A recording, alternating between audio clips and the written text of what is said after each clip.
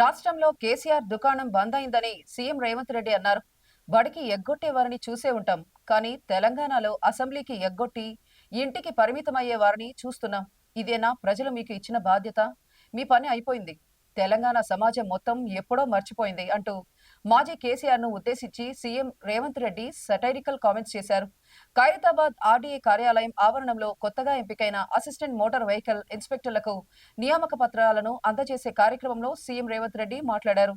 తెలంగాణ రాష్ట్రాన్ని నిరుద్యోగ యువత ఉద్యోగాలను సాధించుకోవాలన్న లక్ష్యంతో సాధించుకున్నారన్నారు. కానీ గత ప్రభుత్వం నిరుద్యోగులకు ఉద్యోగ కల్పన కల్పించే విషయంలో పూర్తి నిర్లక్ష్యంగా వ్యవహరించి వారి గురించి ఆలోచించిన పరిస్థితి లేదన్నారు. దీనితో తాను ఎన్నికల సమయంలో మిమ్మల్ని నమ్మించిన వారి ఉద్యోగాలు ఓడగొట్టండి, మీకు ఉద్యోగాలు వస్తాయని హామీ ఇచ్చానని, అధికారంలోకి వచ్చిన మరుక్షణం 10 నెలల్లో 50,000 ఉద్యోగాలు అందించినట్లు సీఎం రేవంత్ రెడ్డి తెలిపారు.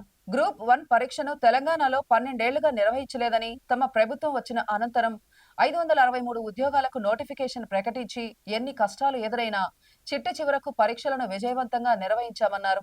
ఇక మాజీ సీఎం కేసీఆర్ లక్ష్యంగా CM Revanth Reddy satirical comments చేశారు.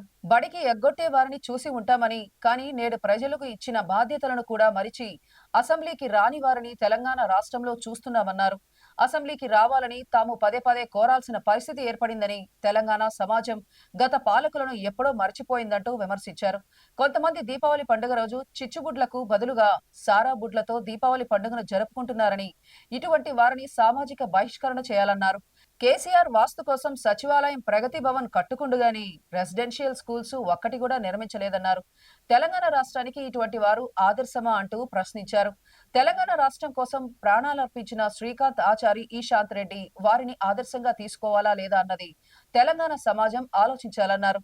పక్క రాష్ట్రాల నుండి వస్తున్న గంజాయి రవాణాను అడ్డుకోవడంలో రవాణా శాఖ కీలక పాత్ర పోషించిందని, నూతన ఉద్యోగాలకు ఎంపికైన వారు తమ విధి నిర్వహణలో మంచి పేరు ప్రఖ్యాతలు సాధించాలన్నారు.